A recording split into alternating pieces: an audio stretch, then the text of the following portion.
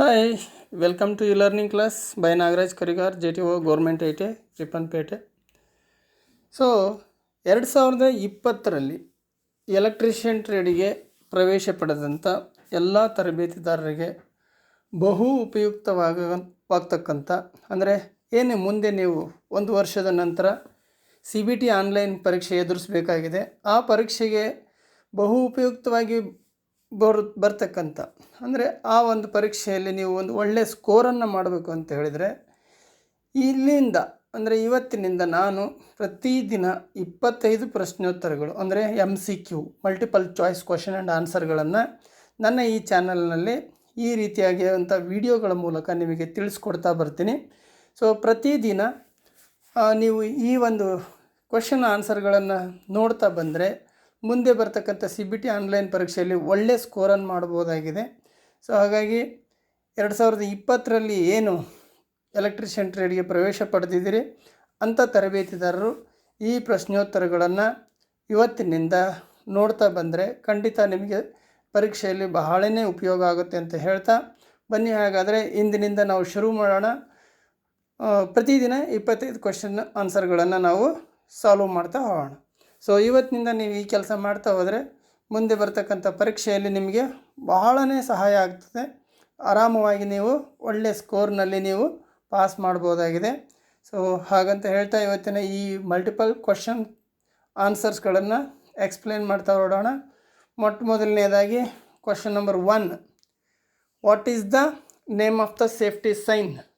So ಇಲ್ಲಿ ಕನ್ನಡದಲ್ಲೂ ಇರ್ತದೆ. ಸೊ ಕನ್ನಡನ ನೀವು ಅಷ್ಟು ಇದನ್ನು ತೊಗೊಳ್ಳಿಕ್ಕಾಗಲ್ಲ 100% ಆಗಿ. ಸೊ ಇಂಗ್ಲೀಷಲ್ಲಿ ನೋಡಿದರೆ ಇಂಗ್ಲೀಷು ಕೂಡ ಅರ್ಥ ಆಗುವಂಥದ್ದಾಗಿದೆ. ಸೊ ಹಾಗೆ ಕೆಲವೊಂದು ಸಂದರ್ಭದಲ್ಲಿ ಕನ್ನಡದಲ್ಲಿ ನೋಡೋದ್ರಿಂದ ನಿಮಗೂ ಕೂಡ ಅದು ಇನ್ನೂ ಚೆನ್ನಾಗಿ ಅರ್ಥ ಆಗುತ್ತೆ ಅಂತ ನಾನು ಭಾವಿಸ್ತೀನಿ. ಬನ್ನಿ. ಸೊ ಈ ಮೊದಲನೇ ಕ್ವಶನ್ ಆನ್ಸರ್ಸನ್ನು ನಾವು ಈಗ ಏನು ಅಂತ ನೋಡೋಣ. ಸೊ ನಾನು ತರಬೇತಿದಾರರಲ್ಲಿ ಹೇಳೋದಿಷ್ಟೇ, ಈ ಆನ್ಸರನ್ನು ನಾವು ನಿಮಗೆ ಹೇಳೋದಕ್ಕಿಂತ ಮುಂಚೆ ನಿಮ್ಮ ಮನಸ್ಸಲ್ಲಿ ತಕ್ಷಣ ಒಂದು ಕ್ವಶನ್ ಆನ್ಸರು ಬಂದಿರಬೇಕು. ಸೊ ಆವಾಗ ನಾನು ಹೇಳಿದಾಗ ಆ ಆನ್ಸರು ನಾನು ಗೆಸ್ ಮಾಡಿರೋ ಆನ್ಸರ್ ಇತ್ತಾ ಅಥವಾ ತಪ್ಪಾಯ್ತಾ ಸರಿ ಆಯ್ತಾ ಅಂತ ನೀವು ನಿಮ್ಮ ಸೆಲ್ಫ್ ಇವ್ಯಾಲ್ಯೂಷನ್ ಕೂಡ ಮಾಡ್ತಾ ಹೋಗ್ಬೋದು. ಸೊ ಇದೇ ಒಂದು ವಿಧಾನವನ್ನು ಪ್ರತಿದಿನ ಏನು ಮಲ್ಟಿಪಲ್ ಕ್ವಶನ್ ಆನ್ಸರ್ಸ್ಗಳನ್ನು ಮಲ್ಟಿಪಲ್ ಚಾಯ್ಸ್ ಕ್ವಶನ್ ಆನ್ಸರ್ಗಳನ್ನು ನಾನು ಬಿಡಿಸ್ತಾ ಹೋಗ್ತೀನಿ. ಆವಾಗ ನೀವು ಇದೇ ಒಂದು ವಿಧಾನವನ್ನು ಅನುಸರಿಸ್ತಾ ಬನ್ನಿ. ಅಂದರೆ ನಾನಿಲ್ಲಿ ಕ್ವಶನನ್ನು ಹೇಳ್ತಿದ್ದ ಹಾಗೆ ಇಲ್ಲಿ 4 ಆಪ್ಷನ್ಸ್ಗಳು ಬರ್ತವೆ, ABCD ಅಂತ. ಸೊ ಅದರಲ್ಲಿ ಯಾವುದು ರೈಟ್ ಆನ್ಸರ್ ಅನ್ನೋದನ್ನು ನೀವು ಆಲ್ರೆಡಿ ಊಹಿಸಿರ್ತೀರ ಅಥವಾ ನಿಮಗೆ ಗೊತ್ತಿರುತ್ತೆ. ನೆಕ್ಸ್ಟ್ ನಾವು ಇದನ್ನು ಆನ್ಸರನ್ನು ಮಾಡಿ ಆದಮೇಲೆ ನೀವೇನು ಮಾಡ್ಬೋದಾಗಿದೆ ಇಲ್ಲಿ. ಸೊ ಇದು ಆನ್ಸರ್ಸ್ ಹೌದು ಅಥವಾ ಅಲ್ಲ ಅನ್ನೋದನ್ನು ನೀವು ಕೂಡ ಸೆಲ್ಫ್ ಇವ್ಯಾಲ್ಯೂಯೇಟ್ ಮಾಡ್ಕೊಳ್ಳೋಕ್ಕಾಗುತ್ತೆ. ಹಾಗಾದರೆ ನೋಡೋಣ. ಫಸ್ಟ್ ಒನ್ ಏನಿದೆ ಇಲ್ಲಿ, ವಾರ್ನಿಂಗ್ ಸೈನ್ ಅಂತ ಹೇಳ್ತೀವಿ, ಎಚ್ಚರಿಕೆ ಸಂಕೇತ ಅಥವಾ ಮ್ಯಾಂಡೇಟರಿ ಸೈನ್ ಕಡ್ಡಾಯ ಚಿಹ್ನೆ, ಪ್ರಾಹಿಬಿಷನ್ ಸೈನ್ ನಿಷೇಧ ಚಿಹ್ನೆ, ಇನ್ಫಾರ್ಮೇಷನ್ ಸೈನ್ ಮಾಹಿತಿ ಚಿಹ್ನೆ, ಹೀಗೆ 4 ಆಪ್ಷನ್ಸ್ ಇದೆ. ಸೊ ಹಾಗಾದರೆ ಇದರಲ್ಲಿ ಈ ನಮ್ಮ ಕಣ್ಣು ಮುಂದೆ ಇರತಕ್ಕಂಥ ಚಿಹ್ನೆ ಏನಿಲ್ಲಿ ಕಣ್ಣು ಮುಂದೆ ಇದೆಯಲ್ಲ, ಈ ಚಿಹ್ನೆ ಯಾವುದು ಅಂತ ನೋಡೋದಾದರೆ ಯಾವುದು ಇರ್ಬೋದು ಅಂತ ನೀವು ನೋಡೋದಾದರೆ ನಿಮ್ಮ ಗೆಸ್ ಏನಿದೆ, ನಿಮ್ಮ ಗೆಸ್ ಸರಿ ಇದೆ ಅಥವಾ ಇಲ್ಲ ಅನ್ನೋದನ್ನು ಇಲ್ಲಿ ಚೆಕ್ ಮಾಡೋಣ. ಸೊ ನಾನು ಹೇಳ್ತಾ ಇದ್ದೀನಿ ಇದರ ಆನ್ಸರ್ ಏನು ಅಂತೇಳಿ. ಇದರ ಆನ್ಸರ್ ಬಂದು ಡಿ, ಅಂದರೆ ಇನ್ಫಾರ್ಮೇಷನ್ ಸೈನ್ ಅಂತ ಹೇಳ್ತೀವಿ, ಅಂದರೆ ಮಾಹಿತಿ ಚಿಹ್ನೆ ಅಂತ ಹೇಳ್ತದೆ. ಸೊ ಇಲ್ಲಿ ನಾವು ಆನ್ಸರ್ನು ಕೂಡ ಇಲ್ಲಿ ನೋಡ್ಬೋದಾಗಿದೆ. ನೀವು ಗೆಸ್ ಮಾಡಿರ್ತಕ್ಕಂಥ ಆನ್ಸರ್ ಸರಿನಾ ಅಥವಾ ತಪ್ಪಾ ಅನ್ನೋದನ್ನು. Answer is D. ಅಲ್ಲಿಗೆ ಆನ್ಸರ್ ಏನಾಗಿದೆ ಇಲ್ಲಿ ಡಿ ಇದೆ, ಅಂದರೆ ರೈಟ್ ಆನ್ಸರ್ ಅಂತೇಳಿ ನಾವು ಇದನ್ನು ಗೆಸ್ ಮಾಡ್ತೀವಿ. ಈ ರೀತಿಯಾಗಿ ಪ್ರತಿ ಕ್ವಶನ್ಗಳಿಗೆ ಆನ್ಸರ್ಗಳನ್ನು ನಾವು ಮಾಡ್ತಾ ಹೋಗಬೇಕಾಗುತ್ತೆ. ಹಾಗಾದರೆ ಬನ್ನಿ ನೆಕ್ಸ್ಟ್ ಕ್ವಶನನ್ನು ನೋಡೋಣ. What is the smothering in extinguishing of fire ಅಂತ ಹೇಳ್ತೀವಿ. ಅಂದರೆ ಬೆಂಕಿಯನ್ನು ಆರಿಸೋದ್ರಲ್ಲಿ ಬೆಂಕಿ ಆರಿಸೋದು ಅಂತ ಹೇಳ್ತೀವಿ. What is the smothering in extinguishing of fire ಅಂತ ಹೇಳ್ತೀವಿ. ಈ ಸ್ಮದರಿಂಗ್ ಅನ್ನೋದು ಏನು ಮಾಡುತ್ತೆ ಇಲ್ಲಿ, ಸ್ಮದರಿಂಗ್ ಅಂತಕ್ಕಂಥದ್ದು ಏನಿದೆಯಲ್ಲ ಇದು ಏನು ಇದು ಅಂತೇಳಿ ನಾನಿಲ್ಲಿ ಆನ್ಸರ್ ಮಾಡಬೇಕಾಗತ್ತೆ.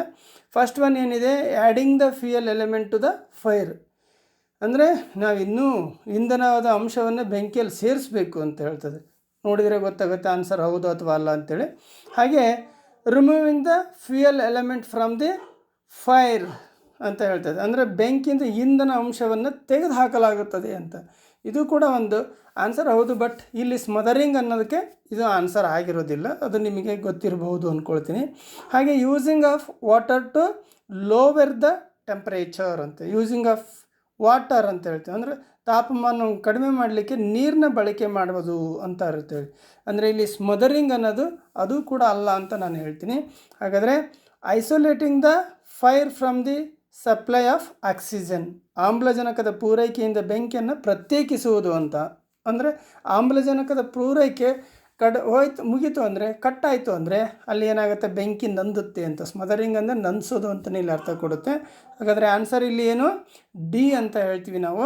Answer is D. ಅಂದರೆ ಬೆಂಕಿಯನ್ನು, ಈಗ ನಿಮ್ಗೆ ಗೊತ್ತಿದೆ ಆಲ್ರೆಡಿ ಫೈರ್ ಆಗೋದು ಯಾವುದರಿಂದ, ಬೆಂಕಿ ಆಗೋದಕ್ಕೆ ಏನೇನು ಬೇಕು ನಮಗೆ ಅಂತ 3 ಎಲಿಮೆಂಟ್ಸ್ಗಳು ಬೇಕು. ಅದರಲ್ಲಿ ಆಕ್ಸಿಜನ್ ಕೂಡ ಒಂದು, ಹೌದಲ್ವ? ಆಕ್ಸಿಜನ್, ಫ್ಯೂಯಲ್ ಆ್ಯಂಡ್ ಹೀಟ್, ಇವು 3 ಇದ್ದರೆ ಮಾತ್ರ ಬೆಂಕಿ ಆಗುತ್ತೆ. ಇವು 3ರಲ್ಲಿ ಒಂದಿಲ್ಲ ಅಂದರೂ ಕೂಡ ಬೆಂಕಿ ಆಗೋದಿಲ್ಲ. ಸೊ ಇಲ್ಲಿ ಅಂಥ ಒಂದು ಪ್ರೊಸೀಜರ್ ಏನಪ್ಪ ಅಂದರೆ ಸ್ಮದರಿಂಗ್ ಅಂತ ಹೇಳಿದ್ರೆ ಆಕ್ಸಿಜನ್ ಅದಕ್ಕೆ ಹೋಗದ ಹಾಗೆ ತಡೀತಕ್ಕಂಥದ್ದು, ಆಕ್ಸಿಜನನ್ನು ಕಟ್ ಮಾಡ್ತಕ್ಕಂಥದ್ದು ಏನಿದೆಯಲ್ಲ, it is called the smothering ಅಂತ ಹೇಳ್ತೀವಿ. ಸೊ ಅದಕ್ಕೋಸ್ಕರ ಆನ್ಸರ್ ಈಸ್ ಡಿ ಅಂತ. ಸೊ ಇಲ್ಲಿ ವಿವ್ ಆನ್ಸರ್ ನೋಡಿ, yes, answer is D is the right answer ಅಂತ ಹೇಳುತ್ತೆ. ಸೊ ಈ ರೀತಿಯಾಗಿ ನಾವು ಆನ್ಸರ್ಗಳನ್ನು ಮಾಡ್ತಾ ತಿಳಿತಾ ವಿಷಯವನ್ನು ಕೂಡ ತಿಳ್ಕೊಬೇಕಾಗತ್ತೆ ಇಲ್ಲಿ, ಹಾಗೆ ಆನ್ಸರ್ನು ತಿಳ್ಕೊಬೇಕಾಗತ್ತೆ. ಬರೀ ಎ ಬಿ ಸಿ ಡಿ ಅಷ್ಟೇ ಅಲ್ಲ, ಯಾಕದು ಹೌದು ಯಾಕದಲ್ಲ ಅಂತ ಗೊತ್ತಿದ್ರೆ ಇನ್ನೂ ನಿಮಗೆ ಆನ್ಸರ್ಗಳು ಬಹಳಷ್ಟು ದಿನ ನೆನಪುಳಿತವೆ ಅಂತ ಹೇಳ್ಬೋದಾಗಿದೆ. Which is the physical hazard, ಅಂದರೆ ಇಲ್ಲಿ ಏನು 4 ಆಪ್ಷನ್ ಇದೆ, ಅದರಲ್ಲಿ ಫಿಸಿಕಲ್ ಹಜಾರ್ಡ್ ಅಂದರೆ ಯಾವುದು, ದೈಹಿಕ ಅಪಾಯ ಯಾವುದು ಅಂತೇಳ್ಬಿಟ್ಟು ಕ್ವಶನ್ ಇದೆ ಇಲ್ಲಿ. ಸೊ ಹಾಗಾದರೆ ಅದರಲ್ಲಿ ಫಸ್ಟ್ ಒನ್ ಎ ಸ್ಮೋಕಿಂಗ್ ಅಂತ ಹೇಳ್ತದೆ, ಧೂಮಪಾನ ಗೊತ್ತಿದೆ ನಿಮಗೆ. ವೈಬ್ರೇಷನ್, ಕಂಪನ ಅಂತ ಹೇಳ್ತೀವಿ. ಅಂತೆ ಕರೋಸಿವ್, ನಾಶಕಾರಿ ಅಂತ ಹೇಳ್ತೀವಿ. ಹಾಗೆ ರೇಡಿಯೋ ಆ್ಯಕ್ಟಿವ್ ಅಂತ ಹೇಳ್ತೀವಿ, ಅಂದರೆ ರೇಡಿಯೋ ಸಕ್ರಿಯವಾಗಿದೆ ಅಂತ ಹೇಳ್ತೀವಿ. ಸೊ ಇಲ್ಲಿ ಸಾಮಾನ್ಯವಾಗಿ ನಮಗೆ ಏನಿದೆ ಅಂದರೆ ಫಿಸಿಕಲ್ ಹಜಾರ್ಡ್ ಅಂತ ಹೇಳಿದರೆ ಇಲ್ಲಿ ನಮ್ಗೆ ಏನು ಬರುತ್ತೆ ಇಲ್ಲೂ ಅನ್ನೋದನ್ನು ತಿಳ್ಕೊಬೇಕು. ಫಿಸಿಕಲ್ ಹಜಾರ್ಡ್ ಅಂದರೆ ಇಲ್ಲಿ ವೈಬ್ರೇಷನ್ ಅನ್ನೋದು ಫಿಸಿಕಲ್ ಹಜಾರ್ಡ್ ಆಗಿದೆ. ವೈಬ್ರೇಷನ್ ಅಂತ ಏನು ಹೇಳ್ತೀವಿ, ದಟ್ ಈಸ್ ದ ಫಿಸಿಕಲ್ ಹಜಾರ್ಡಲ್ಲಿ. ಹಾಗೆ ನಾವು ಇಲ್ಲಿ ವ್ಯೂ ಆನ್ಸರ್ನ ನೋಡೋದಾದರೆ ಅಲ್ಲಿ answer is B is the right answer ಅಂತ ಹೇಳುತ್ತೆ. ಅಲ್ಲಿಗೆ ನಮ್ಮ ಆನ್ಸರು ಸರಿಯಾಗಿದೆ ಅಂತ ಅರ್ಥ. ಬನ್ನಿ ಹಾಗಾದರೆ ನೆಕ್ಸ್ಟ್ ಕ್ವಶನ್ ನೋಡೋಣ. 4ನೇ ಕ್ವಶನ್ಗೆ ಹೋಗೋಣ ನಾವೀಗಲೇ. Which is the correct sequence of operation to be performed when using the fire extinguisher. ಇಲ್ಲಿ ಫೈರ್ ಎಕ್ಸ್ಟಿಂಗ್ವಿಷರ್ನ ನಾವು ಏನು ಮಾಡ್ತಿರ್ತೀವಿ, ಸೊ ಪಾಸ್ PASS ಅಂತಕ್ಕಂಥ ಒಂದು ಫಾರ್ಮುಲಾನ ನಾವಿಲ್ಲಿ ಅಪ್ಲೈ ಮಾಡ್ತೀವಿ ಅಂತ ನಿಮ್ಗೆ ಗೊತ್ತಿದೆ. ಸೊ ಹಾಗಾದರೆ ಆ ಪಾಸ್ PASS ಪಾಸ್ ಇದರಲ್ಲಿ ಯಾವುದು ಸರಿಯಾದ ಆನ್ಸರು ಅಂತೇಳಿ ನಾವಿಲ್ಲಿ ನೋಡಬೇಕಾಗುತ್ತೆ. ಮೊದಲನೇದಲ್ಲಿ ಏನಿದೆ, ಪುಲ್, ಏಮ್, ಸ್ಕ್ವೀಜ್, ಸ್ವೀಪ್ ಅಂತ ಇದೆ. ಬಿ ಪುಲ್, ಏಮ್, ಸ್ವೀಪ್, ಸ್ಕ್ವೀಜ್ ಅಂತ ಇದೆ. ಹಾಗೆ ಸಿ ಏನಿದೆ, ಪುಷ್, ಅರೇಂಜ್, ಸ್ಕ್ವೀಜ್, ಸ್ವೀಪ್ ಅಂತ ಇದೆ.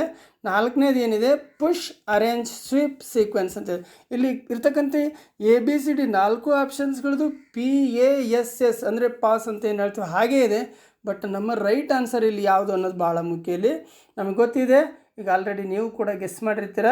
The answer is A, pull, aim, squeeze, sweep ಅಂತ ಹೇಳ್ತೀವಲ್ಲ, ಇದು ನಮ್ಮ ರೈಟ್ ಆನ್ಸರ್ ಆಗಿದೆ ಇದರಲ್ಲಿ. ಹಾಗಾದರೆ ನಾವು ಆನ್ಸರನ್ನು ಚೆಕ್ ಮಾಡೋದಾದರೆ ವ್ಯೂ ಆನ್ಸರ್ ಮಾಡಿ ನೋಡಿ ಗೊತ್ತಾಗುತ್ತೆ. Yes, answer A is the right answer ಅಂತೇಳಿ ಹೇಳ್ತದೆ. ಸೊ ಹಾಗಾದರೆ ಬನ್ನಿ ನೆಕ್ಸ್ಟ್ 5ನೇ ಕ್ವಶನ್ಗೆ ಹೋಗೋಣ. 5ನೇ ಕ್ವಶನಲ್ಲಿ ಇಲ್ಲಿ which step of the 5S concept, which step of the 5S concept refers standardization. Standardization word ಇದೆಯಲ್ಲ, ಇದು 5S ಕಾನ್ಸೆಪ್ಟಲ್ಲಿ ಎಷ್ಟನೇ ಹಂತದಲ್ಲಿದೆ ಅಂತೇಳಿ ನೋಡೋದಾದರೆ, ಎಷ್ಟನೇ ಸ್ಟೆಪ್ಪಲ್ಲಿದೆ ಅಂತ ನೋಡೋದಾದರೆ, ಸೊ ಅಲ್ಲಿ ನಾವು ಫಸ್ಟ್ ಸ್ಟೆಪ್ ABCD 4 ಆಪ್ಷನ್ನ ನೋಡಿ. ಸ್ಟೆಪ್ 1, ಸ್ಟೆಪ್ 2, ಸ್ಟೆಪ್ 3, ಸ್ಟೆಪ್ 4 ಅಂತ ಇದೆ. ಸೊ ಇದರಲ್ಲಿ ನಮ್ಗೆ ಯಾವುದಿದು ಸ್ಟೆಪ್ 4ಅಲ್ಲಿ ಬರ್ತದೆ. ನನಗೆ ಸ್ಟ್ಯಾಂಡರ್ಡೈಜೇಷನ್ ಅಂತಕ್ಕಂಥದ್ದು ಸ್ಟೆಪ್ 4ಅಲ್ಲಿ ಬರ್ತದೆ. ಸೊ ಆನ್ಸರ್ನ ನಾವಿಲ್ಲಿ ನೋಡಿದರೆ ಎಸ್, ಇದು ಆನ್ಸರ್ ಏನಿದೆ ಸರಿಯಾಗಿದೆ ಅಂತ ಹೇಳ್ತದೆ. ಈ ರೀತಿಯಾಗಿ ನಾವು ಆನ್ಸರ್ಸ್ಗಳನ್ನು ನೋಡ್ತಾ ಹೋಗಬೇಕಾಗತ್ತೆ. So step 1, step 2, step 3, step 4ಅಲ್ಲಿ ನಮಗೆ ಸ್ಟ್ಯಾಂಡರ್ಡೈಜೇಷನ್ ಅನ್ನೋ ಪದ ಬರ್ತಕ್ಕಂಥದ್ದು ಇಲ್ಲಿ ಅನ್ನೋದು ನಮಗೆ ಗೊತ್ತಿರಬೇಕು. ಹಾಗೆ ನೆಕ್ಸ್ಟ್ 6th ಒನ್ ನೋಡೋಣ. Which plier is used for making wire hooks and loops. ವೈರ್ನಲ್ಲಿ ಏನು ಲೂಪ್ಸ್ಗಳನ್ನು ಹುಕ್ಸ್ಗಳನ್ನು ಮಾಡ್ತಾರೆ, ಅದನ್ನು ಮಾಡಲಿಕ್ಕೆ ನಮಗೊಂದು ಪ್ಲೇಯರ್ ಬೇಕಾಗಿದೆ.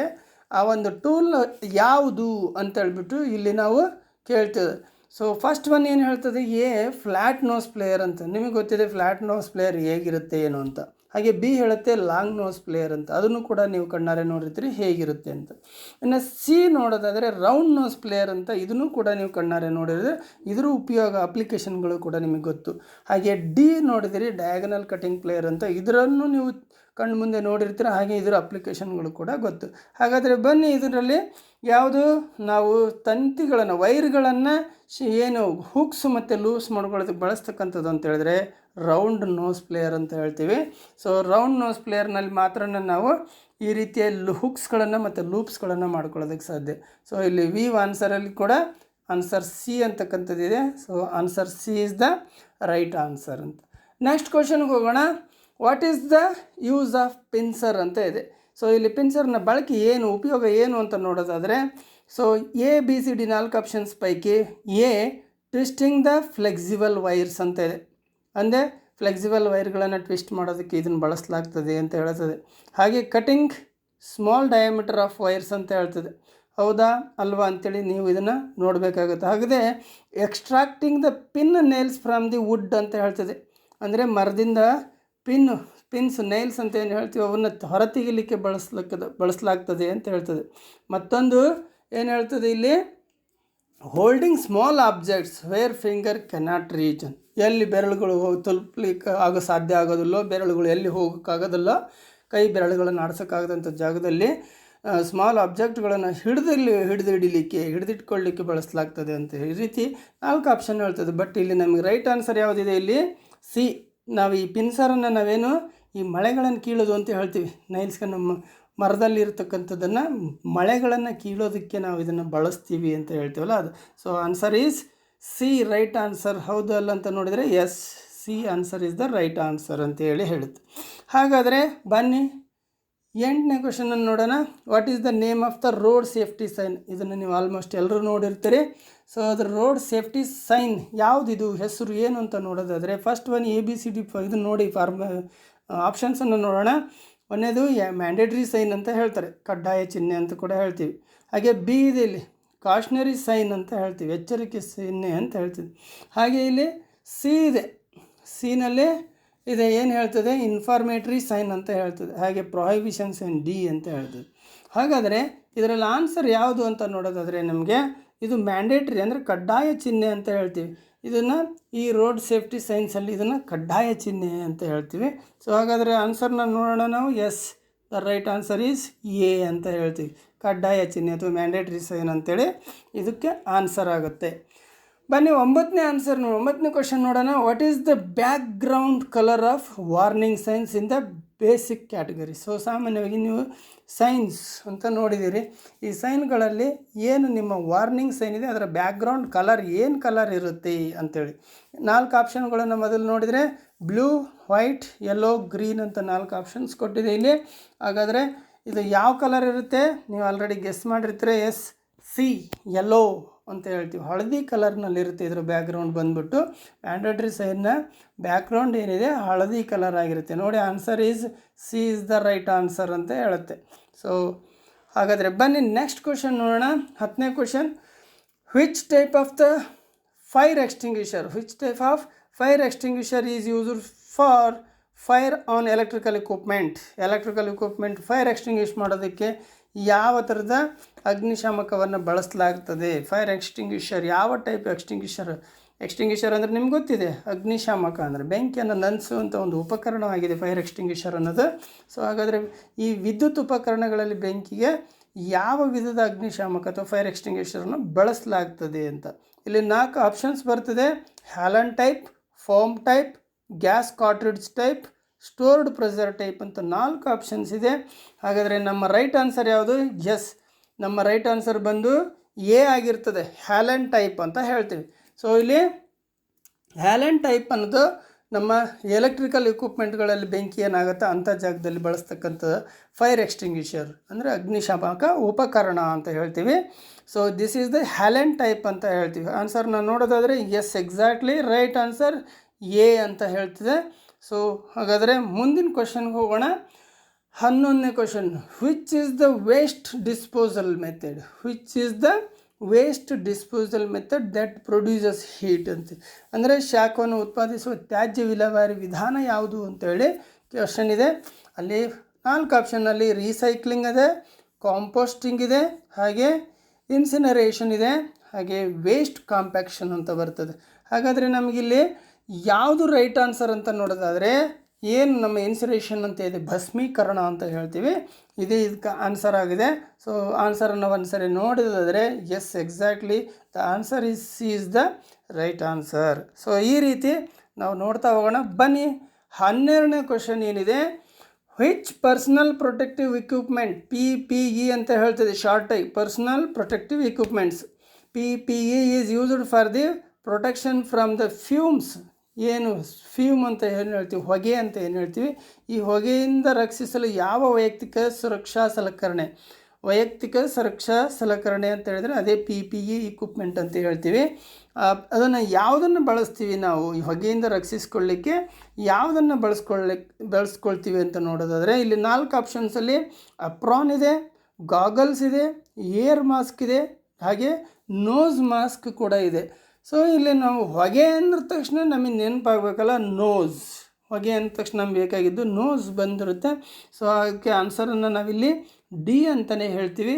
ಒಂದು ಸರಿ ನಾವು ಆನ್ಸರ್ ನೋಡಿ, yes answer is D is the right answer. So ಅಲ್ಲಿಗೆ ನಾವು ಹೊಗೆಯಿಂದ ರಕ್ಷಣೆ ಮಾಡ್ಕೊಳ್ಳೋಕ್ಕೆ ನೋಸ್ ಮಾಸ್ಕನ್ನು ಬಳಸಬೇಕಾಗತ್ತೆ ಅಂತ. ಸೊ ಏರ್ ಮಾಸ್ಕ್ ಸೌಂಡಿಗೆ ಬರುತ್ತೆ, ಗಾಗಲ್ಸ್ ಕಣ್ಣಿನ ಸುರಕ್ಷೆಗೆ ಬಂದರೆ, ಅಪ್ರಾನು ನಮಗೆ ಏನು ಒಂದು ಬಾಡಿಗೆ ಹಾಕ್ಕೊಳ್ತೀವಲ್ಲ ಅದನ್ನು ನಾವು ಅಪ್ರಾನ್ ಅಂತ ಹೇಳ್ತೀವಿ. ಸೊ ಇದು ನಮ್ಗೆ ಗೊತ್ತಿರೋದೆ. ಬನ್ನಿ 13ನೇ ಕ್ವಶನ್ ನೋಡೋಣ. What is the full form of BIS? BISನ ಪೂರ್ಣ ರೂಪ ಏನು ಅಂತೇಳಿ ಕೇಳ್ತಾರೆ ಕ್ವಶನಲ್ಲಿ. ಅಲ್ಲಿ 4 ಆಪ್ಷನ್ಸ್ಗಳಿದೆ. 4 ಆಪ್ಷನ್ಸ್ನಲ್ಲಿ ನಮಗೆ ಏನಿದೆ, ಬೋರ್ಡ್ ಆಫ್ ಇಂಡಿಯನ್ ಸ್ಟ್ಯಾಂಡರ್ಡ್, ಹಾಗೆ bureau of Indian standard, board of international standard, next bureau of international standard. Already ನಿಮಗೆ ಇದರ ಆನ್ಸರ್ನ ಕಲ್ಪನೆ ಬಂದಾಗಿದೆ. Yes exactly you are the right, bureau of Indian standard, B is the right answer. ಒಂದು ಸರಿ ನೋಡ್ಬಿಡೋಣ, answer ಮಾಡಿದರೆ ಗೊತ್ತಾಗುತ್ತೆ. ಇಲ್ಲಿ answer B is the right answer ಅಂತ ಹೇಳುತ್ತೆ. ಎಲ್ರಿಗೂ ಗೊತ್ತಿರ್ತಕ್ಕಂಥದ್ದು ಬ್ಯೂರೋ ಆಫ್ ಇಂಡಿಯನ್ ಸ್ಟ್ಯಾಂಡರ್ಡ್ ಅಂದರೆ BIS ಅಂತ ಶಾರ್ಟ್ ಫಾರ್ಮಲ್ಲಿ ಹೇಳ್ತೀವಿ ಅಂತ. ಹಾಗಾದರೆ 4ನೇ ಕ್ವಶನ್ ನೋಡೋಣ. Which method is used to lift and move heavy loads ಅಂತ. ಭಾರವಾದ ಹೊರೆಗಳಂತ ಏನು ಹೇಳ್ತೀವಿ, ಭಾರವಾದ ಲೋಡ್ಸ್ಗಳು ಅಂತ ಏನು ಹೇಳ್ತೀವಿ, ಭಾರವಾದ ಹೊರೆಗಳನ್ನು ಎತ್ತೋದು ಮತ್ತು ಸಾಗಿಸ್ಲಿಕ್ಕೆ ಯಾವ ವಿಧಾನವನ್ನು ಬಳಸಲಾಗ್ತದೆ? ಆಲ್ಮೋಸ್ಟ್ ಎಲ್ಲರಿಗೂ ಗೊತ್ತಿರ್ತದೆ ಸಾಮಾನ್ಯವಾಗಿ. 4 ಆಪ್ಷನನ್ನು ನೋಡೋಣ. ಎ ವಿಂಚಸ್ ಅಂತ ಹೇಳ್ತದೆ, and B crane and slings ಅಂತ ಹೇಳ್ತದೆ, ಹಾಗೆ ಲೇಯರ್ಸ್ ಆ್ಯಂಡ್ ರೋಲರ್ಸ್ ಅಂತ ಹೇಳ್ತದೆ. ಸೊ ಆ್ಯಂಡ್ ದೆನ್ ಇಲ್ಲಿ 4ನೇದು ಮಷಿನ್ ಮೂವಿಂಗ್ ಪ್ಲಾಟ್ಫಾರ್ಮ್ಸ್ ಅಂತ ಹೇಳ್ತೀವಿ. ಸಾಮಾನ್ಯ ವೆಯ್ಟ್ ಲಿಫ್ಟಿಂಗ್ ಅಂದರೆ ಹೆವಿ ಲೋಡ್ಗಳನ್ನು ನಾವು ಭಾರವಾಗಿರ್ತಕ್ಕಂಥ ಏನು ಹೊರೆಗಳಂತ ಹೇಳ್ತೀವಿ, ಅವನ್ನ ಆ ಕಡೆ ಈ ಕಡೆ ಸಾಗಿಸೋಕ್ಕೆ ಅಂದ ತಕ್ಷಣ ನಮ್ಮ ಮೈಂಡಲ್ಲಿ ಡೆಫಿನೆಟ್ಲಿ ಬಂದ್ಬಿಡುತ್ತೆ ಏನು, ಕ್ರೇನ್ ಅಂತ. ಕ್ರೇನ್ ಆ್ಯಂಡ್ ಸ್ಲಿಂಗ್ಸನ್ನು ನಾವಿಲ್ಲಿ ಬಳಸ್ತೀವಿ ಈ ಕೆಲಸಕ್ಕೆ ಅಂತ. S exactly the answer is B is the right answer.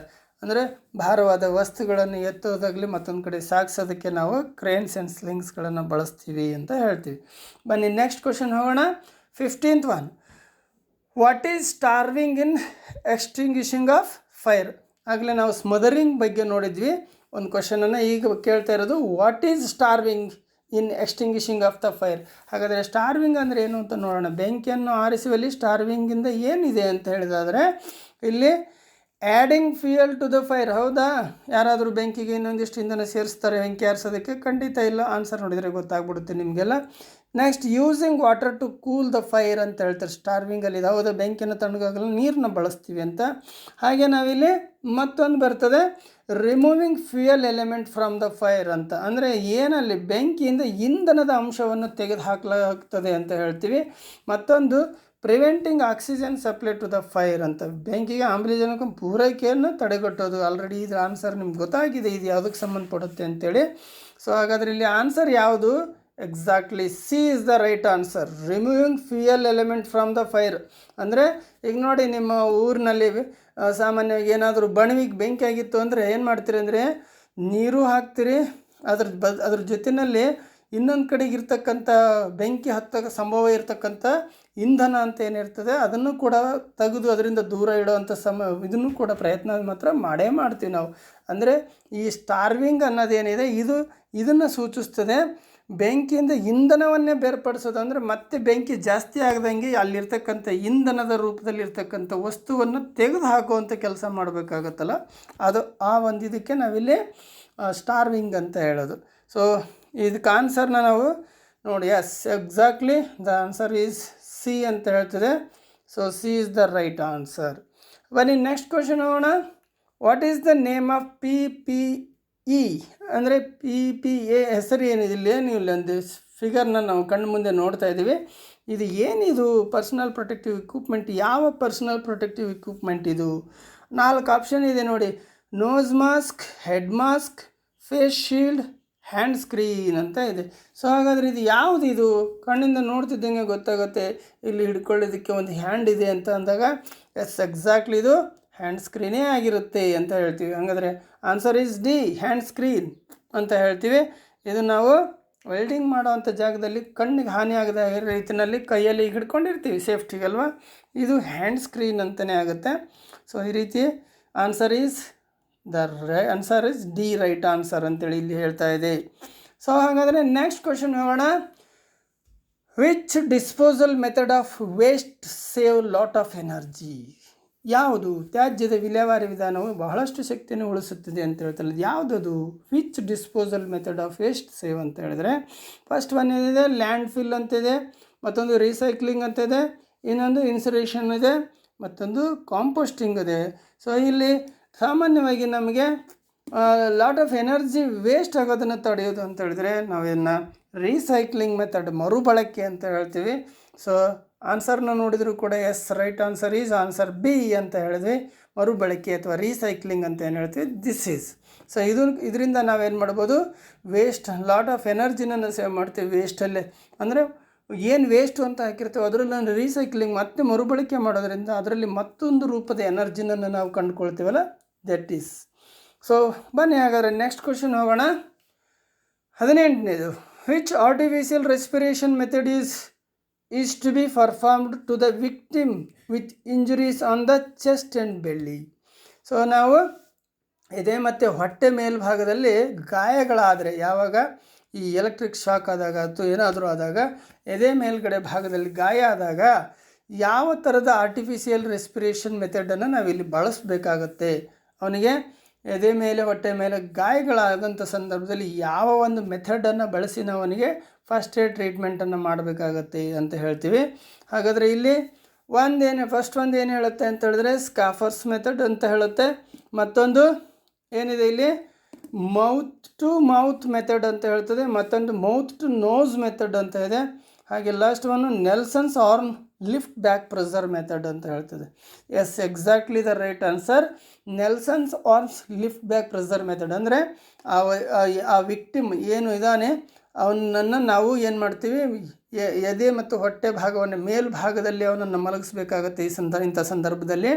ಆಮೇಲೆ ಅವನ ಕೈಗಳಿಂದ ಅವನ ಎದೆಯ ಭಾಗದ ಮೇಲೆ ಒತ್ತಿ ಟ್ರೀಟ್ ಮಾಡ್ತಕ್ಕಂಥ ಒಂದು ವಿಧಾನನ ನೀವು ಈಗ ಆಲ್ರೆಡಿ ಥಿಯರಿನಲ್ಲಿ ನೋಡಿದಿರಲ್ಲ, Nelson arm lift back pressure method, ಅದೇ ಮೆಥಡ್ ಇದು. ಸೊ ಆ ಮೆಥಡ್ನಿಂದ ಇಂಥ ಎದೆಯ ಭಾಗದಲ್ಲಿ ಹೊಟ್ಟೆ ಭಾಗದಲ್ಲಿ ಗಾಯಗಳಾದಾಗ ನಾವು ಅನುಸರಿಸ್ತಕ್ಕಂಥ ಒಂದು ಮೆಥಡ್ ಅಂತ ಹೇಳ್ತೀವಿ. ಸೊ V1 ಆನ್ಸರ್ ನೋಡೋಣ. Yes exactly the answer is D is the right answer ಅಂತ ಹೇಳುತ್ತೆ. ಸೊ ಬನ್ನಿ ಹಾಗಾದರೆ ನೆಕ್ಸ್ಟ್ ಕ್ವಶನ್ ಹೋಗೋಣ. 19ನೇದು. Which type of occupational health hazard is cause for infection ಅಂತ ಹೇಳ್ತದೆ. ಯಾವುದು?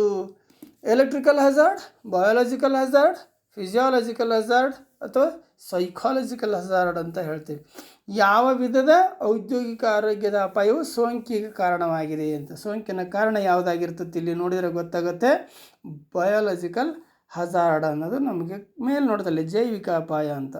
ಫಿಸಿಕಲ್ ಹಜಾರ್ಡ್ ಏನಾಗುತ್ತೆ, ಎಲೆಕ್ಟ್ರಿಕಲ್ ಹಜಾರ್ಡ್ ಏನಾಗುತ್ತೆ, ಸೈಕಾಲಜಿಕಲ್ ಹಜಾರ್ಡ್ ಗೊತ್ತಿದೆ ನಿಮಗೆ. ಬಟ್ ಈ ಇನ್ಫೆಕ್ಷನ್ ಅನ್ನೋದು ಏನಿದೆ, ಕಾಸ್ ಫಾರ್ ಇನ್ಫೆಕ್ಷನ್ ಏನಿದೆ, ಇದು ಬಯಾಲಜಿಕಲ್ ಹಜಾರ್ಡ್ ಅಂತ ಹೇಳ್ತೀವಿ. ಸೊ ಒನ್ಸ್ ಆನ್ಸರ್ನ ನೋಡಿದ್ರೆ S exactly the answer is B is the right answer ಅಂತ ಹೇಳ್ತೀವಿ. ನೆಕ್ಸ್ಟ್ 20 ಕ್ವಶನ್ ಹೋಗೋಣ.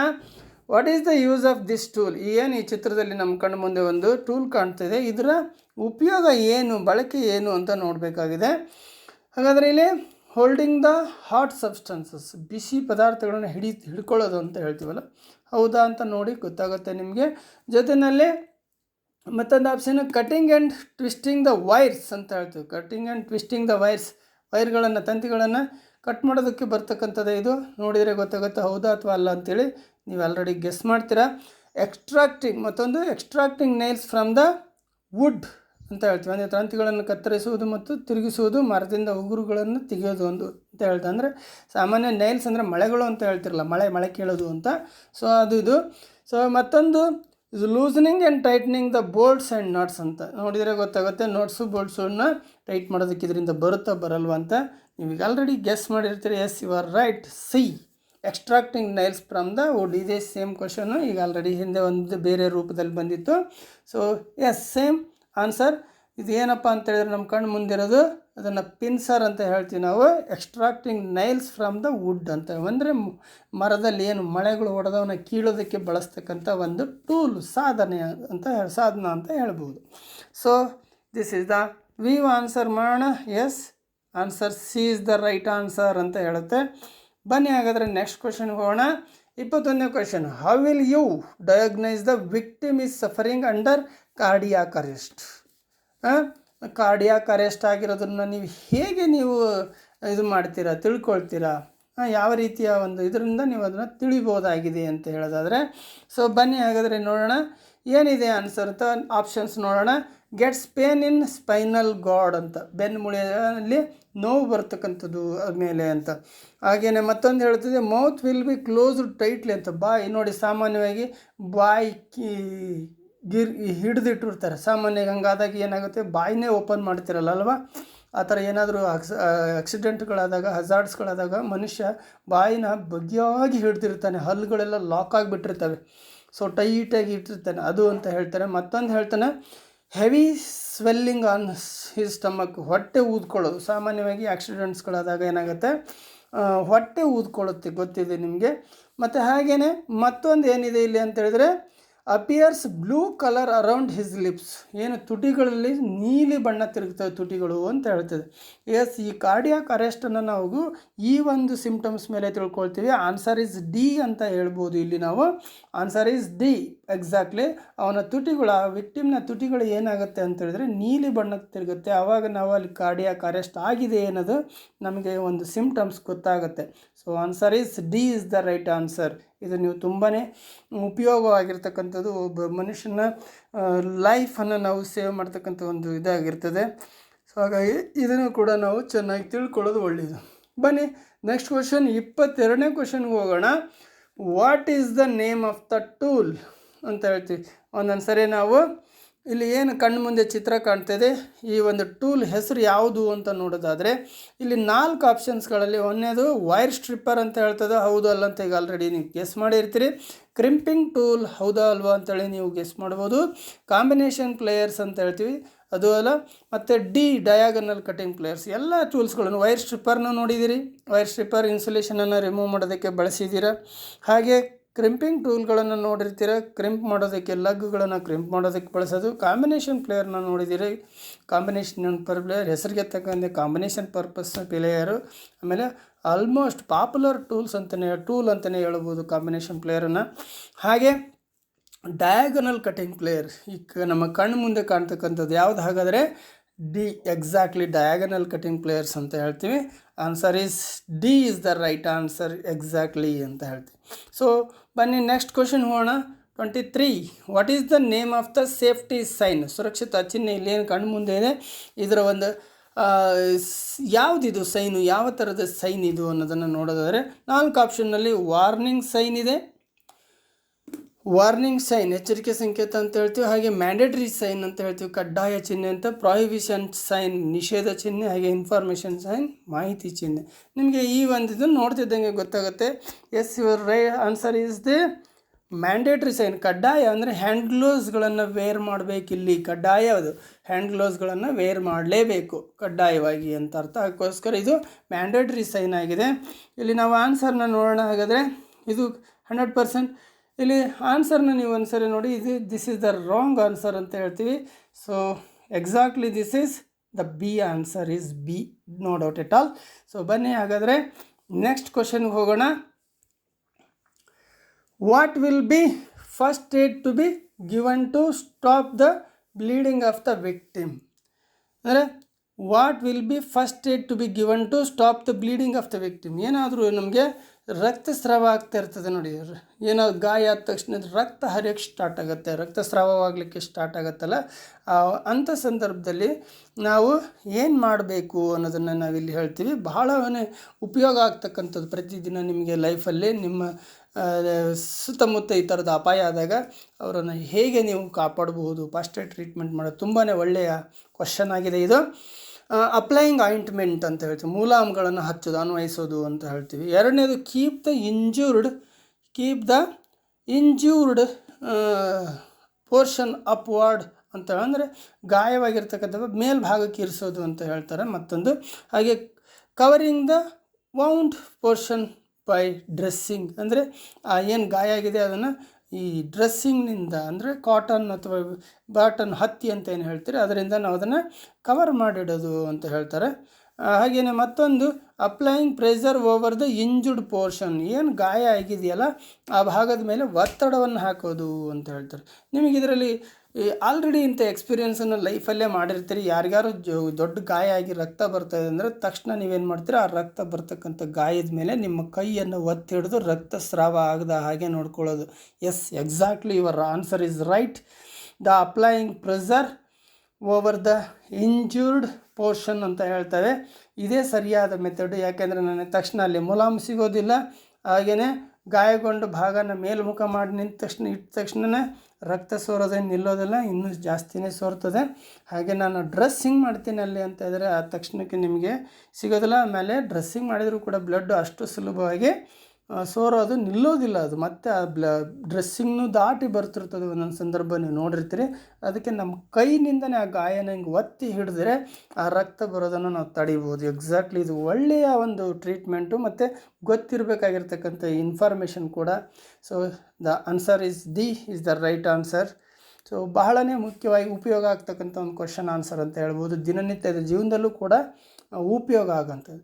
ಬನ್ನಿ last question. What immediate action should be taken to rescue the victim if he is still in contact with the electrical power supply ಅಂತ ಹೇಳ್ತದೆ. ಅಂದರೆ ಈಗ ಒಬ್ಬನಿಗೆ electric shock ಆಗಿದೆ, ಇನ್ನೂ ಅವನು ಎಲ್ಲಿದ್ದಾನೆ, ಕಾಂಟ್ಯಾಕ್ಟಲ್ಲೇ ಇದ್ದಾನೆ, ಅವನನ್ನು ನಾವು ಸೇವ್ ಮಾಡಬೇಕಾಗಿದೆ. ಈಗ ನಾವು ಹೇಗೆ ನಾವು ಅದನ್ನು ವಿದ್ಯುತ್ ಪೂರೈಕೆಯೊಂದಿಗೆ ಸಂಪರ್ಕದಲ್ಲಿದ್ದರೆ ಅಲ್ಲಿ ಬಲಿಯಾದವ್ರನ್ನ ರಕ್ಷಿಸಲಿ ತಕ್ಷಣವೇ ಯಾವ ಕ್ರಮ ಕೈಗೊಳ್ತೀರಿ ನೀವು ಹಾಗಂತ ಸಂದರ್ಭದಲ್ಲಿ? ಒಂದು ಒಳ್ಳೆಯ ಕ್ವಶನ್ನು ಇದು. ಕೂಡ ದಿನನಿತ್ಯದ ಜೀವನದಲ್ಲಿ ನಮಗೆ ಹೆಲ್ಪ್ ಆಗ್ತಕ್ಕಂಥದ್ದು, ಒಳ್ಳೆಯ ಸಂದರ್ಭದಲ್ಲಿ ಸಹಾಯ ಆಗ್ತಕ್ಕಂಥದ್ದು, ಒಂದು ಜೀವವನ್ನೇ ಉಳಿಸ್ತಕ್ಕಂಥ ಒಂದು ಕ್ವಶನ್ ಆಗಿದೆ. ಅದಕ್ಕೆ ಆನ್ಸರ್ ಕೂಡ ತಿಳ್ಕೊಂಡ್ರೆ ಖಂಡಿತ ನೀವು ಕೂಡ ನಿಮ್ಮ ಒಂದು ಸರೌಂಡ್ಸಲ್ಲಿ ಒಂದು ಜೀವವನ್ನು ಕಾಪಾಡೋದಕ್ಕೆ ಕೂಡ ಸಹಾಯ ಆಗುತ್ತದೆ ಅಂತಲೇ ಹೇಳ್ಬೋದು. ಹಾಗಾದರೆ ಏನು ಮಾಡ್ಬೋದು ಇಲ್ಲಿ ಅಂತ ನೋಡಿ. Pull or push him from the contact by hand ಅಂತ ಹೇಳ್ತೇವೆ. ಕೈಯಿಂದ ಅವನನ್ನು ತಳ್ಳ್ರಿ ಅಂತ. ಹಾಗೆ ಮಾಡಲಿಕ್ಕೆ ಆಗುತ್ತಾ ಯೋಚನೆ ಮಾಡಿ. ಅವನೀಗ ಎಲೆಕ್ಟ್ರಿಕಲ್ ಕಾಂಟ್ಯಾಕ್ಟಲ್ಲಿದ್ದಾನೆ, ಅವನಿಗೀಗ ಎಲೆಕ್ಟ್ರಿಕ್ ಶಾಕ್ ಹೊಡಿತಾನೇ ಇದೆ ಇನ್ನೂ ಈಗಲೂ. ಅಂಥ ಒಂದು ಪೊಸಿಷನಲ್ಲಿ ಅವನಿದ್ದಾನೆ, ಕಾಂಟ್ಯಾಕ್ಟಲ್ಲೇ ಇದ್ದಾನೆ, ವೈರ್ ಕಾಂಟ್ಯಾಕ್ಟಲ್ಲಿ ಅವನಿನ್ನ ಅಂತ ಹೇಳ್ತದೆ. Next, inform your authority about this electric shock. So ಇಂಥ ಸಂದರ್ಭದಲ್ಲಿ ನಿಮ್ಮ ಅಥಾರಿಟಿಯವರಿಗೆ ಹೇಳಿ ಅಂತ ಹೇಳ್ತಾರೆ. ನೀವು ಎಲ್ಲಿದ್ದೀರ ಅದಕ್ಕೆ ಸಂಬಂಧಪಟ್ಟವರಿಗೆ ತಿಳಿಸಿ, ಅದರ ಮೇನ್ ಹೆಡ್ಗೆ ತಿಳಿಸಿ ಅಂತ. ಇದೆಲ್ಲ ಮಾಡ್ಕೊಂಡು ಕೂರೋಂಥ ಸಮಯ ಅದಲ್ಲ ಅಂತ ನಿಮಗೂ ಕೂಡ ಗೊತ್ತು. Call some one for helping to remove him from the ಏನಂತ ಹೇಳ್ತದೆ, remove him from the contact ಅಂತ. ಸಂಪರ್ಕದಿಂದ ಅವರನ್ನು ತೆಗೆದುಹಾಕಲು ಸಹಾಯಕ್ಕೆ ಯಾರನ್ನಾದ್ರೂ ಕರೆ ಮಾಡ್ಕೊಂಡು ಕೂರಿ ಅಂತ. ಅದಾಗದೇ ಇರೋ ವಿಚಾರ ಅಂತ ನಿಮಗೂ ಗೊತ್ತಿದೆ. ಬನ್ನಿ ಹಾಗಾದರೆ ನೋಡೋಣ. Break the contact by switching off the power supply ಅಂತ. ಅಂದರೆ ಮೊದಲನೇ ನಾವು ಮಾಡಬೇಕಾಗಿರೋ ಕೆಲಸನೇ ಇದಲ್ವ. ಅಲ್ಲಿ ಯಾವ ಒಂದು ಇದರಲ್ಲಿ ಅವನಿಗೆ ಶಾಕ್ ಆಗ್ತಿದೆ ಅದನ್ನು ಮೊದಲು ಸ್ವಿಚ್ಚಿಂಗ್ ಆಫ್ ಮಾಡ್ತಕ್ಕಂಥ ಕೆಲಸ ಆಗಬೇಕು. ಇದು ನಿಮ್ಮಿಂದ ಆಗ್ತಕ್ಕಂಥ ಕೆಲಸ. ಅಲ್ಲಿ ಯಾರನ್ನೋ ಕರೆದೆ ಅಥವಾ ಮೇಲಿನವರಿಗೆ ತಿಳಿಸಿದೆ, ಅವರನ್ನು ನಾನು ಕೈಯಿಂದ ಹೇಳ್ಕೊಳಕ್ಕೆ ಹೋದ್ರೆ ನಾನು ಕೂಡ ಅದರಲ್ಲಿ ಹಾಕ್ಕೊಳ್ತೀನಿ. ಇವೆಲ್ಲವೂ ನಿಮಗೆ ಗೊತ್ತಿರಬೇಕು. ಶಾಕಲ್ಲಿ ಲೈವಲ್ಲಿರೋನ್ನ ನಾವು ಮುಟ್ಟೋಕ್ಕಾಗೋದಿಲ್ಲ. ಹಾಗಂತೇಳಿ ಮೇಲಿನ ಅಧಿಕಾರಿಗಳು ಹೇಳ್ಕೊಂಡು ಅವನಿಗೆ ಕೂರೋಕ್ಕಾಗಲ್ಲ. ಇಂಥ ಸಂದರ್ಭದಲ್ಲಿ ಇರುವ ಅಸ್ತ್ರ ಅಂತ ಹೇಳಿದ್ರೆ ತಕ್ಷಣ ಅದಕ್ಕೆ ಸಂಬಂಧಪಟ್ಟ ಮೇನ್ ಸ್ವಿಚ್ಚನ್ನು ಆಫ್ ಮಾಡ್ತಕ್ಕಂಥ ಕೆಲಸ ಮಾಡಬೇಕು. ಅವ್ರ ಮುಖಾಂತರ ವಿದ್ಯುತ್ ಸಂಪರ್ಕವನ್ನು ಕಡಿತಗೊಳಿಸೋದ್ರಿಂದ ಅವನನ್ನು ಅಲ್ಲಿಂದ ಬಚಾವ್ ಮಾಡೋಕ್ಕೆ ಸಾಧ್ಯ. ಆಮೇಲೆ ಏನೆಲ್ಲ ಟ್ರೀಟ್ಮೆಂಟ್ಗಳು ಮಾಡಲಿಕ್ಕಿದೆ ಅದನ್ನೆಲ್ಲ ಮಾಡಬೇಕಾಗತ್ತೆ ಆ ಸಿಚುವೇಶನ್ ನೋಡಿಕೊಂಡು. ಹಂಗಾರೆ answer D is the right answer, no doubt at all ಅಂತ ಹೇಳ್ತೀವಿ. ಈ ರೀತಿಯಾಗಿ ಪ್ರತಿದಿನ ನಾನು ನಿಮಗೆ 25 ಕ್ವಶನ್ಗಳನ್ನು ಈ ರೀತಿಯಾಗಿ ಬಿಡಿಸ್ತಾ ಬರ್ತೀನಿ. ಇದರಿಂದ ನಿಮಗೆ ಮುಂದೆ ಬರ್ತಕ್ಕಂಥ ಎಕ್ಸಾಮ್ಗೆ ತುಂಬಾ ಹೆಲ್ಪ್ ಆಗುತ್ತೆ. CBT ಆನ್ಲೈನ್ ಎಕ್ಸಾಮನ್ನು ನೀವು ಆರಾಮಾಗಿ ಎದುರಿಸ್ಬೋದು. ಈ ಥರದ ಎಲ್ಲ ಕ್ವಶನ್ಗಳಿಗೆ ಆನ್ಸರನ್ನು ಕಂಡುಕೊಳ್ತಾ ಆಮೇಲೆ ಕೆಲವೊಂದು ವಿಷಯಗಳು ಕೂಡ ನಿಮಗೆ ಇಲ್ಲಿ ಸಿಗ್ತಾ ಹೋಗ್ತದೆ, ಇನ್ಫಾರ್ಮೇಷನ್ ಸಿಗ್ತಾ ಹೋಗ್ತದೆ ಅಂತ ಹೇಳ್ತಾ ಇಲ್ಲಿ ಇವತ್ತಿಗೆ ಈ ಒಂದು ಇದನ್ನು ಮುಗಿಸೋಣ. ನೆಕ್ಸ್ಟ್ ಮತ್ತೆ 25 ಕ್ವಶನ್ನೊಂದಿಗೆ ಬರ್ತೀನಿ. ಅಲ್ಲಿವರೆಗೆ have a nice day. Thank you.